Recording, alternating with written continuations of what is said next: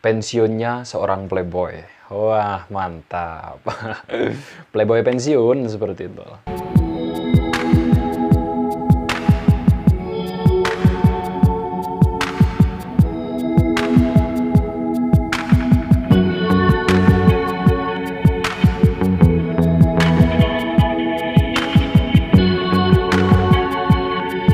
Oke, assalamualaikum warahmatullahi wabarakatuh. Bertemu lagi bersama saya Andre di Kata Andre. Oke, sekarang saya akan membahas sebuah cerita nih, bukan narasi deskripsi. Asik.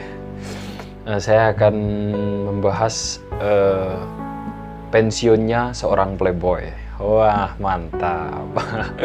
Playboy pensiun seperti itu. Oke. Ini dari cerita saya sendiri sih ya, karena saya sudah sudah wisuda menjadi seorang playboy gitu. Dulu saya menjadi seorang playboy itu mulai dari kelas, ini saya estimasikan lewat sekolah aja ya, kalau tahun saya lupa sih ya. Soalnya terlalu old banget gitu kan. Ini saya mulai jadi playboy dari kelas 1 SMP. Pas waktu itu teman-teman, saya berubahnya itu karena ada sesuatu, mungkin saya bahas di belakang nanti ya. Kenapa saya menjadi seorang playboy pas waktu jadi seorang kanak-kanak pas waktu kelas 1 SMP? Kan anjay gitu kan. Anak kecil sudah tahu cinta-cintaan, cintanya pakai monyet lagi, cinta monyet ya kan. Pas waktu itu saya jadi playboy ini karena ya kan, jadi seorang playboy pasti ada sebab dan akibatnya, yaitu karenanya ini. Karena saya pernah tembak cewek pas waktu itu, sama sih kelas 1 SMP juga pas waktu itu, tembak cewek. Terus dia nolak gitu kan. Dia nolak, oke, saya berjuang buat dia, saya melakukan apa aja yang dia mau ya kan. Tetap aja ditolak ya kan.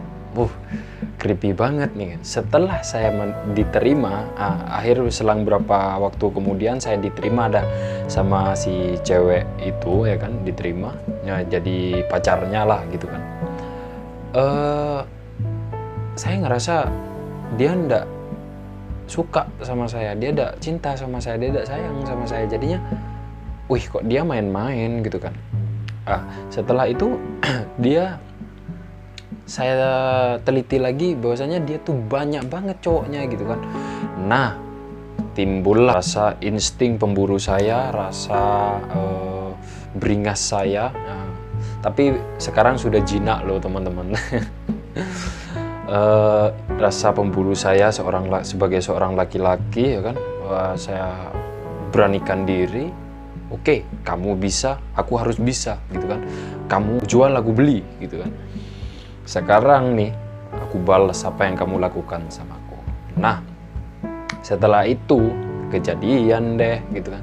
Kejadian, dia banyak cowoknya, saya juga banyak ceweknya gitu kan. Belajar deh dari dia, belajar gimana caranya.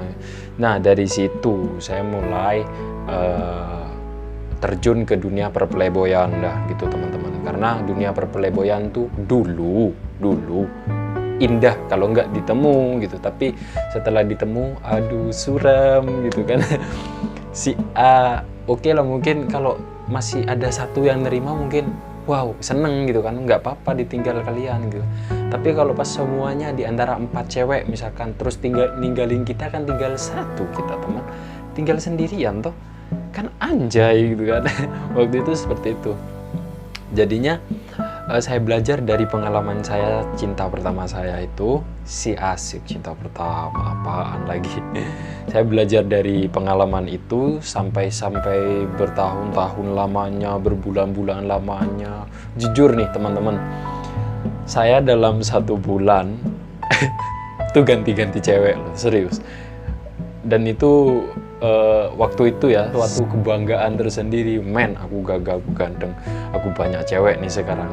Rasain kamu pembalasanku gitu kan. Sebuah kebanggaan tersendiri gitu kan. Tapi seiring berjalannya waktu bukan saya malah bahagia, malah ketemu.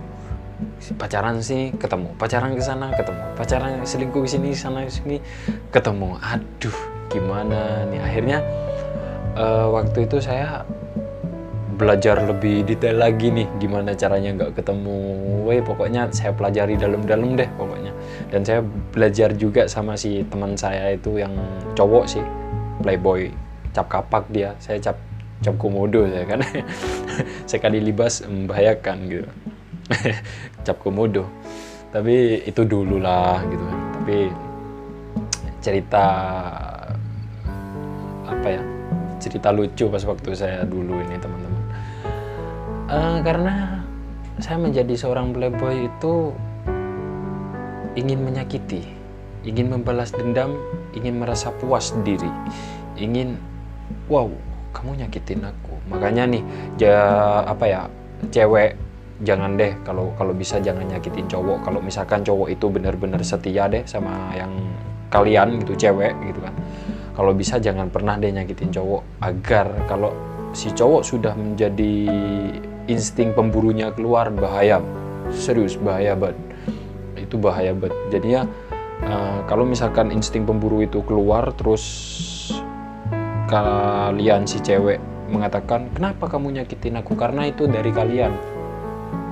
Saya tidak menghujat siapa-siapa ya, cuman ini saya ngasih referensi, ngasih contoh aja agar yang cewek juga tidak tersakiti, yang cowok juga tidak tersakiti gitu, saling menjaga lah gitu kan. Dan juga nih cewek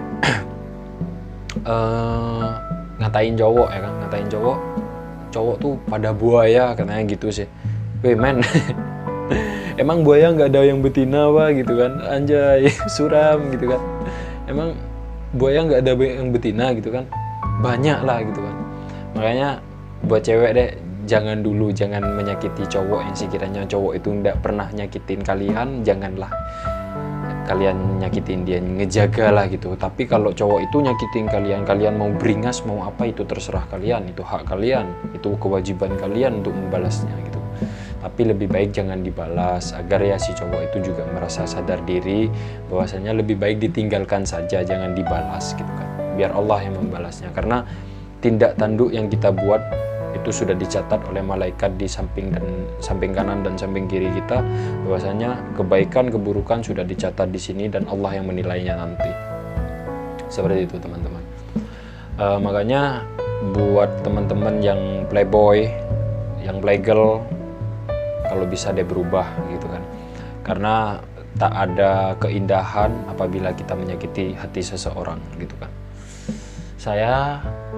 Teman-teman pasti tanya nih, terus Mas Andre atau Bung Andre gitu kan, kapan mulai berubahnya? Saya mulai berubahnya sejak saya merasa diri saya hebat. Kapan itu? Yang lalu-lalu lah. Kenapa yang lalu-lalu? Mungkin teman-teman penasaran kenapa saya bisa berubah menjadi nggak playboy lagi gitu kan. Karena saya beranggapan gini, saya dilahirkan dari seorang wanita. Saya kembali kepada seorang wanita. Dan saya sayang sama ibu saya gitu kan. Saya mencintai ibu saya gitu kan. Apabila saya menyakiti seorang wanita, otomatis ibu saya juga tersakiti dong hatinya. Dan saya sebagai anak, kalau ibu saya disakiti apa saya rela? Enggak lah. Sampai ujung dunia, siapapun Anda, kalau misalkan ada yang nyakitin ibu saya, nyawa saya taruhannya. Seperti itu kan. Sama, kalau saya nyakitin cewek lagi, sama saja saya nyakitin ibu saya gitu kan. Seperti itu. Jadinya, karena juga ya teman-teman, kesuksesan dari seorang laki-laki itu dilandasi dari seorang wanita. Tak ada laki-laki yang sukses tanpa doanya seorang wanita. Serius. Karena wanita itu adalah segala-galanya. Kenapa wanita itu diciptakan, ya kan? Karena wanita tuh diciptakan dari tulang rusuk gitu kan, melengkung. Kalau laki-laki itu dari tulang punggung. Nah, kalau cewek, kalau tulang rusuk apabila kita luruskan, dia akan patah. Dan hati wanita tuh akan rapuh, teman-teman.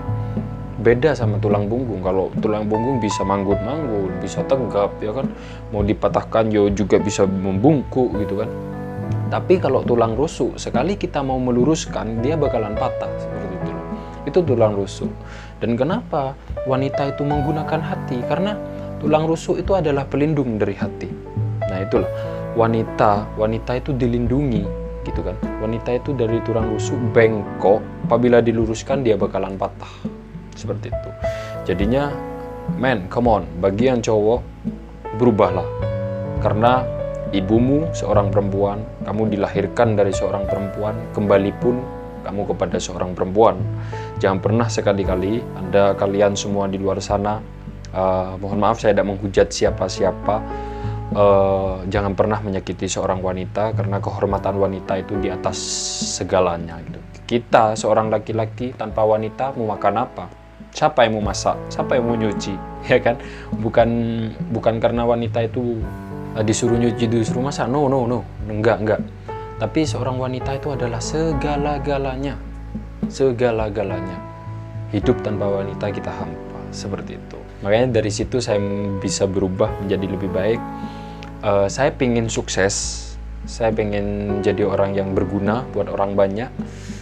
Saya ingin sukses. Maka dari itu saya berubah menjadi tidak menjadi playboy lagi. Seperti itu, teman-teman. Dan mungkin ada cewek, kamu mantan playboy, kamu tidak kira bisa berubah. No, nggak seperti itu. Karena kalian tahu nggak, kupu-kupu tuh sebelum indah menjadi apa? Kupu-kupu itu sebelum indah menjadi ulat, dan itu sangat menjijikkan. Mungkin bagi cewek, jijik, nggak suka sama kupu-kupu yang masih jadi ulat. Tapi setelah dia menetas dengan kebaikannya, dengan puasa yang sedemikian rupa, kupu-kupu itu akan menjadi indah. Sama, laki-laki juga seperti itu. Keburukan laki-laki akan berubah apabila sudah menjadikan dirinya seorang kupu-kupu, seekor kupu-kupu yang indah. Dan itu pantas dipegang, pantas diberikan penghargaan lah gitu kan. Jadinya jangan saling menyakiti, jangan saling mengkhianati di antara satu sama lainnya. Mungkin hijab nih ya, ini saya bicara hijab nih sekarang. Mungkin hijab dari seorang wanita adalah sehelai benang yang menutupi wajahnya. Tapi laki-laki harus juga mempunyai hijab dong. Ya kan? Apa hijab laki-laki itu? Hijab laki-laki itu adalah menjaga pandangannya, menjaga kehormatannya sebagai imam di sini, seperti itu. Jadinya mungkin dari cerita ini mungkin teman-teman memiliki referensi lain yang playboy menjadi lebih baik. Semoga tertarik ya menjadi lebih baik lagi dan menghargai seorang wanita, karena tanpa wanita kita bukan siapa-siapa. Begitupun si wanita tanpa laki-laki kita bukan siapa-siapa, ya kan. Mungkin semoga aja dapat diterima pembahasan Andre yang mantan playboy ini, ya kan. Bisa diterima oleh halayak ramai di sana, dan teman-teman juga semoga menyukai deh apa yang Andre bahas. Semoga menjadi pribadi yang lebih baik lagi, teman-teman. Dan oh ya, mungkin teman-teman ada yang berminat untuk subscribe di bawah ini, silahkan subscribe, karena subscribe itu nggak bayar, gratis bet gitu kan. Nah, dan tombol loncengnya ditekan ya teman-teman. Oh ya, dan jangan lupa like di sebelah sini, oke? Dan jangan lupa share juga, ya kan? Dan share sebanyak-banyaknya agar kita sudah diberikan ilmu agar menjadi lebih baik dan bermanfaat lagi bagi orang banyak gitu kan. Oke, mungkin segini aja yang mungkin bisa Andre sampaikan. Mohon maaf apabila ada salah-salah kata yang mungkin menyakitkan hati teman-teman semua. Mohon maaf yang sebesar-besarnya. Bagi yang memaafkan semoga banyak rezekinya, dan bagi yang tidak memaafkan semoga banyak anaknya. Semoga yang subscribe semakin banyak dah, berlimpah harta, melimpah ruah dah. Amin amin ya robbal alamin. Mungkin demikian aja yang bisa Andre sampaikan. Akhirul kalam, wabillahi taufiq wal hidayah, waridho wa inayah. Wassalamualaikum warahmatullahi wabarakatuh. Andre cabut.